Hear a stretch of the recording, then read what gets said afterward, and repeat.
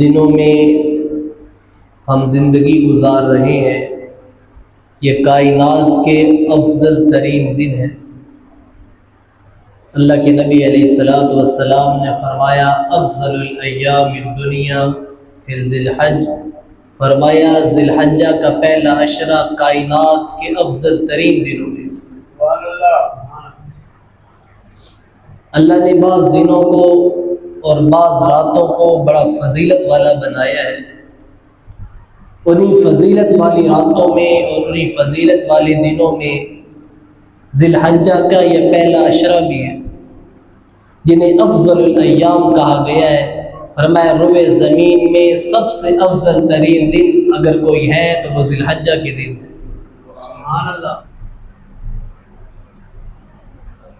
سیدنا انس بن مالک فرماتے ہیں صحابہ کرام رضوان اللہ علیہ مجمعین کے زمانے میں ذی الحجہ کا ایک دن فضیلت کے اعتبار سے صحابہ فرمایا کرتے تھے 1000 دنوں کے برابر ہے۔ یہ وہ عظیم دن ہے جن کے بارے میں قرآن حکیم میں اللہ نے قسم اٹھائی ہے۔ فرمایا والفجر، قسم ہے مجھے فجر کی، ولیال عشر، اور قسم ہے مجھے ان 10 راتوں کی۔ اتنی فضیلت والی راتیں کہ اللہ قسم اٹھا رہے ہیں، تو اس لیے کتنے قیمتی دن ہے۔ اللہ کے نبی علیہ الصلوۃ والسلام نے صحابہ کرام سے فرمایا کہ اللہ کے نزدیک جتنے بھی نیک عمل کیے جاتے ہیں، مگر جو نیک عمل ان 10 دنوں میں کیا جائے، عشرہ ذی الحجہ میں، عشرہ ذی الحجہ کے پہلے 10 دنوں میں، فرمایا اللہ کے نزدیک سب سے پسندیدہ عمل ہے۔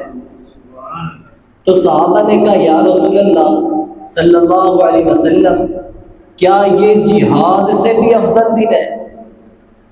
یعنی کہ انسان اپنی جان مال سب کچھ لے کر خدا کی راہ میں آ جاتا ہے جہاد میں، حضور کیا یہ ان سے بھی بڑا عمل ہے، ان سے بھی بڑی فضیلت کا دن ہے؟ تو اللہ کے نبی علیہ السلام نے فرمایا ہاں، یہ دن فضیلت کے اعتبار سے میدان جہاد میں جانے سے بھی افضل ہے۔ پھر فرمایا سوائے ان لوگوں کے جو مال اور جان لے کر میدان جہاد میں اترے اور پھر واپس نہ لوٹے، یعنی شہید کر دیے گئے، سوائے ان لوگوں کے اس سے زیادہ افضل عمل کوئی نہیں ہے جتنا عشرہ ذی الحجہ میں کیا جانے والا عمل افضل ترین ہے۔ تو یہ کتنی خوش قسمتی کی بات ہے، اللہ نے ہمیں اتنے عظیم دن نصیب فرمائے، اتنی عظیم راتیں نصیب فرمائی، تو کیوں نہ بھئی ہم ان دنوں کی فضیلت کو اپنے سامنے رکھ کر نیک اعمال کرنے والے بنے، ہماری زبان پر ذکر ہو، ہماری زبان پر تلاوت ہو، ہماری زبان پر توبہ اور استغفار کے جملے کثرت سے آئے۔ ہمیں روزوں کا اہتمام بھی کرنا چاہیے، لیکن خصوصاً طور پر 9ویں ذی الحجہ کا روزہ تو کوئی بھی نہ چھوڑے۔ اللہ کے نبی صلی اللہ تعالی علیہ وسلم فرما رہے ہیں، صحیح مسلم کی حدیث ہے، فرمایا جس نے 9 ذی الحجہ کا روزہ رکھا، فرمایا 1 سال جو گزار چکا ہے، اللہ پورے سال کے گناہوں کو معاف فرما دیں گے۔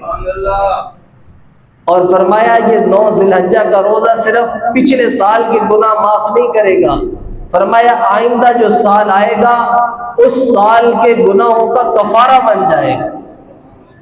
کتنا افضل ترین دن ہے، کتنا افضل ترین یہ روزہ ہے۔ تو نیت کریں ہم کسی صورت بھی یہ روزہ جانے نہیں دیں گے، انشاءاللہ العزیز ہم یہ روزہ رکھ کر اپنے اللہ کو راضی کریں گے، ہم اپنے اللہ کو منانے کی کوشش کریں گے، ہم ان عظیم دنوں کو بروئے کار آتے ہوئے اپنی زندگیوں میں نیکیوں کے وزن کو بڑھائیں گے۔ تو ہم نیت تو کر سکتے ہیں نا بھائی، اللہ ہمیں توفیق عمل نصیب فرمائے۔ تو یہ بڑے عظیم دن ہیں کہ جن کے بارے میں حضرات صحابہ کرام رضوان اللہ علیہ مجمعین، اصل پہ وہ بڑے سمجھدار لوگ تھے، وہ بڑے عقل مند لوگ تھے۔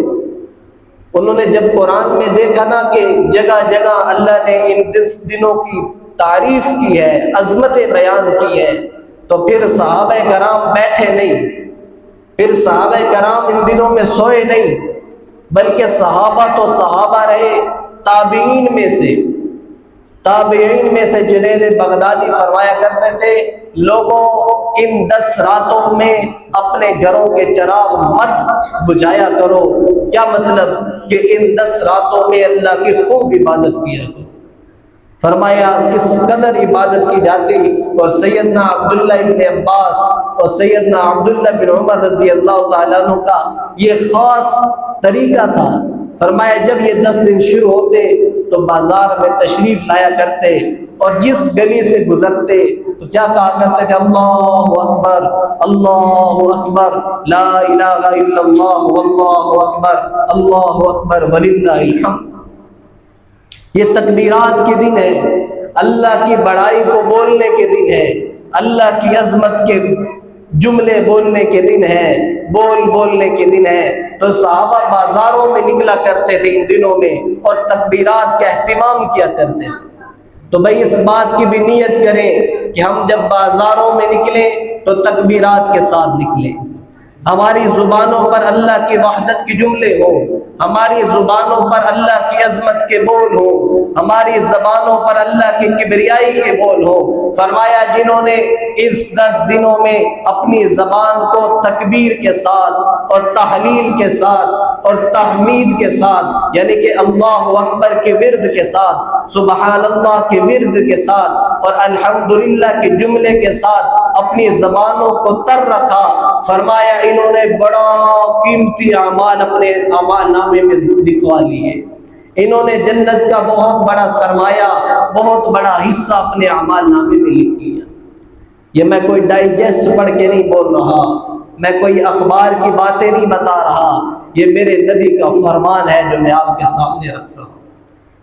دیکھیں لوگ اپنے اساتذہ کی بات، اپنے والدین کی نصیحت، دانش مند کی نصیحت، کامیاب لوگوں کی باتیں سن کر نہ اس پر عمل کرنے کی کوشش کرتے ہیں۔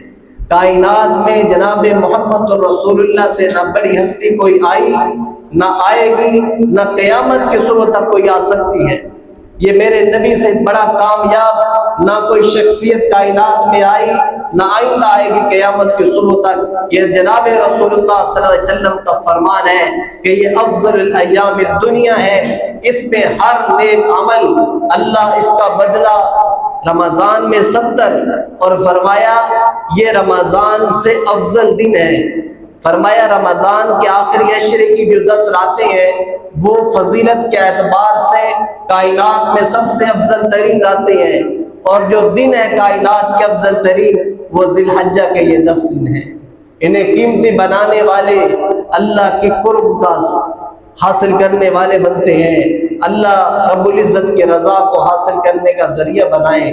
اس لیے بھی نیک اعمال کے ساتھ ساتھ ہماری زبانوں پر تکبیرات ہوں، ہماری زبانوں پر تحلیل کے جملے ہوں، ہماری زبانوں پر الحمدللہ، سبحان اللہ، اللہ اکبر کے کلمات ہوں، کہ یہ کلمات اللہ کو خوش کرنے کے لیے، اللہ کو راضی کرنے کے لیے اور اللہ کے قرب کا ذریعہ بننے والے جملے ہیں۔ اللہ رب العزت سے دعا ہے اللہ ہمیں یہ جملے پڑھنے کی توفیق نصیب فرمائے، اللہ یہ تکبیر کے کلمات ہماری زبانوں پر جاری فرمائے۔ لوگوں کی تعریفیں کر کر کے لوگ تھکتے نہیں، جس رب نے ہمیں بنایا اس رب کی بنائی ہوئی زبان سے، اس رب کی عطا کی ہوئی زبان سے جب اس کی شان بیان کی جاتی ہے تو اللہ آسمانوں پر فرشتوں کی جماعت میں، فرشتوں کے ہجوم میں کیا فرماتے ہیں؟ فرمایا وہ دیکھو میرا بندہ میری تعریف کر رہا ہے۔ فرشتوں کی جماعت میں اللہ فخر فرما رہے ہیں، وہ دیکھو زمین پر فلاں بندہ میری تعریف کر رہا ہے۔ تو بھائی اس کی نیت کرتے ہیں کہ نہیں کرتے؟ اس کی نیت فرمائے کہ ہم زبانوں پر اللہ کی تکبیر کے، تحلیل کے، تحمید کے جملوں کو لائیں گے اور ہم اپنے اللہ کو راضی کریں گے۔ یہ بڑے فضیلت کے دن ہیں، یہ بڑی، دیکھو شیطان رمضان میں قید ہوتا ہے، کچھ نہ کچھ انسان کے دل میں فکر رہتی ہے یا نیک عمل کرنا چاہیے، نمازوں کی کثرت کرنی چاہیے، لیکن ان دنوں میں شیطان قید نہیں ہے، اس لیے نہ بوڑھے کو فکر، نہ جوان کو فکر، نہ بڑی عمر کے بندے کو فکر کہ یار میں کتنے قیمتی دن گزار رہا ہوں، نہ کچھ کما سکا، نہ کچھ بنا سکا، نہ جنت کے اونچے درجوں تک یہ پہنچ سکا، اور اتنے قیمتی دن بے فکری میں ہم ضائع کر دیتے ہیں۔ اس لیے شیطان سے ٹکر لینے کے یہ دن ہے۔ شیطان منع کرے گا قرآن نہیں پڑھنا یار، رمضان میں پڑھیں گے۔ نمازوں کے وقت آذان ہمارے کانوں میں آئے گی، کہے گا رمضان سے شروع کریں گے، لیکن ہم نے اس کی کمر توڑنی ہے اور کہنا ہے کہ ہم نماز پڑھیں گے، ہم اللہ کا ذکر کریں گے، ہم قرآن پڑھیں گے تاکہ ہمارا اللہ ہم سے راضی ہو جائے۔ تو اس کی بھائی کوشش کریں، اللہ تعالیٰ ہمیں توفیق عمل نصیب فرمائے۔ تو قربانی کی بہت بڑی نشانی اور بہت بڑی سمبل جناب ابراہیم علیہ السلام کی زندگی ہے۔ ان کی زندگی اپنے سامنے رکھ کر ہم زندگی گزارنے والے بنے۔